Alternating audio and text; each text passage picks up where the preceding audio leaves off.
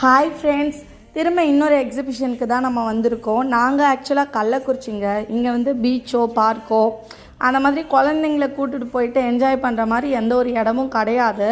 அதனால் இங்கே வந்து எக்ஸிபிஷன் அடிக்கடி போடுவாங்க. நிறைய கூட்டம் ஒரு எக்ஸிபிஷனுக்கு.